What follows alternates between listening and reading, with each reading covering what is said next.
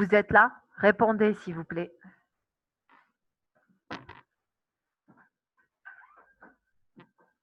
Très bien. Il y a un petit problème de connexion. Donc, on va aller. Donc, on a repris. Donc, aigu, c'est moins de 7 jours. Quand c'est aigu, c'est moins de 7 jours. Quand vous pensez à une pathologie aiguë, c'est très souvent une urgence chirurgicale. Alors, le siège de la douleur, c'est important. On l'a dit tout à l'heure. Point de l'omoplate, c'est l'origine hépatobiliaire. Épigastrique, c'est pancréas. Pas uniquement le pancréas, mais quand c'est transfixion, c'est le pancréas. Vous devez rechercher les facteurs déclenchants, prise d'alcool, par exemple, pancréatite, médicaments, les AINS, l'estomac. Voyage récent dans les régions tropicales. Le mode d'installation, très important. Quand c'est brutal, pensez à une perforation, embolie ou rupture. D'accord? Quand c'est rapide, pensez à une torsion, un obstacle, à une ischémie. Quand c'est progressif, c'est un foyer inflammatoire, infectieux ou alors une obstruction. Il faut toujours.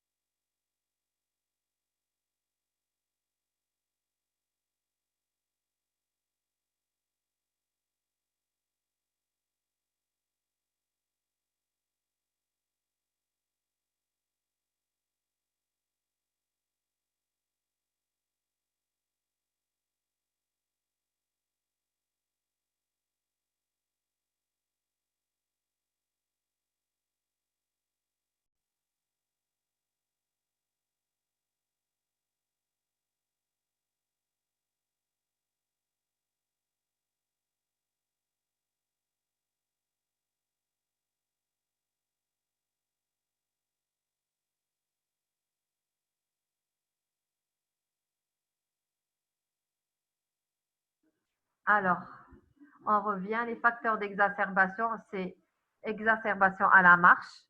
D'accord? Vous avez des douleurs qui s'accentuent à la marche, à l'inspiration profonde.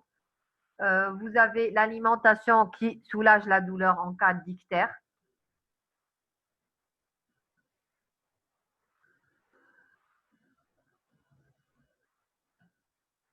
Vous êtes là, vous m'entendez?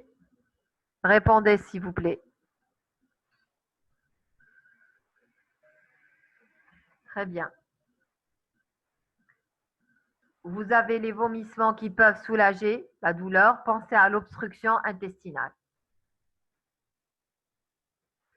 Alors, le terrain associé, altération d'état général, si vous avez des signes infectieux, fièvre, si vous avez des troubles du transit, des vomissements, vous devez interroger votre patient s'il a pris des médicaments, notamment des AINS, des anticoagulants, les corticoïdes. Attention, les corticoïdes peuvent masquer les signes généraux.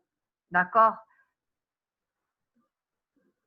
Anticoagulation, pensez risque d'hématome. Vous devez aussi impérativement examiner votre patient. À l'inspection, rechercher un ictère, une pâleur, une cyanose, cicatrice abdominale, sujet déjà opéré, une hernie et surtout un ballonnement. La palpation, est-ce que c'est une douleur provoquée? Est-ce qu'il y a une défense? Est-ce qu'il y a une contracture? Vous devez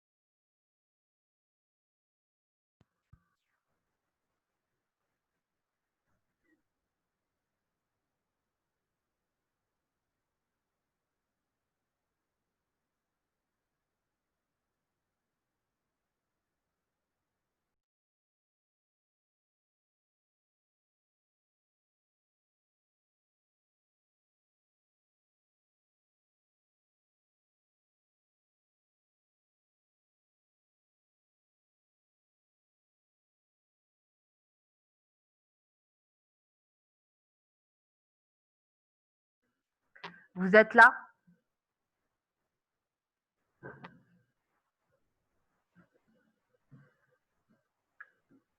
Ok, donc l'examen physique, on l'a vu. Vous devez faire un toucher pelvien devant toute douleur abdominale aiguë. Parce qu'on peut avoir une inflammation, une irritation péritonéale et c'est douloureux, cul-de-sac de Douglas. Une inflammation, on peut avoir un bombement, une douleur. Vous devez faire une percussion à la recherche d'acide, d'hémopéritoine, un tympanisme, pensez à l'occlusion intestinale. Vous devez ausculter votre abdomen. Un silence auscultatoire de l'abdomen, pensez à une occlusion intestinale, à une strangulation, à une ischémie. Lorsque vous avez des bruits hydroaériques intenses, on peut avoir un obstacle, syndrome de Cowing. Lorsqu'on a un souffle abdominal, pensez à un anévrisme de l'aorte. Les examens complémentaires, la biologie, oriente le diagnostic étiologique et apprécie les éléments de gravité. Par exemple, vous avez une anémie, une hyperleucocytose, appendicite avec hyperleucocytose, douleur. Vous pouvez avoir une thrombopénie.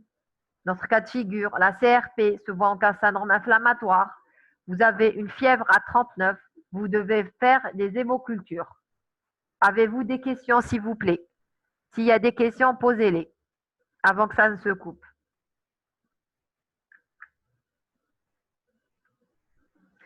Je vois qu'il n'y a pas de questions. On peut faire un ionogramme.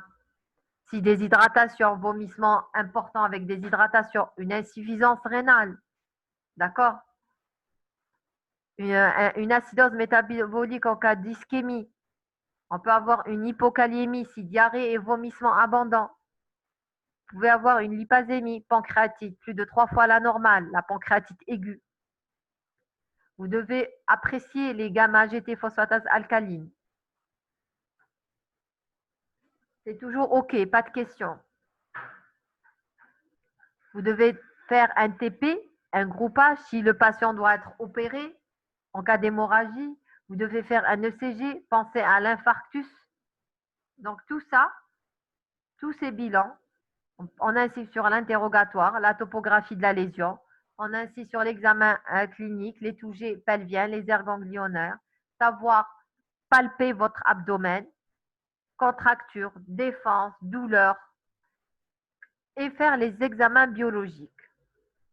Maintenant, on va passer aux examens tels qu'une imagerie.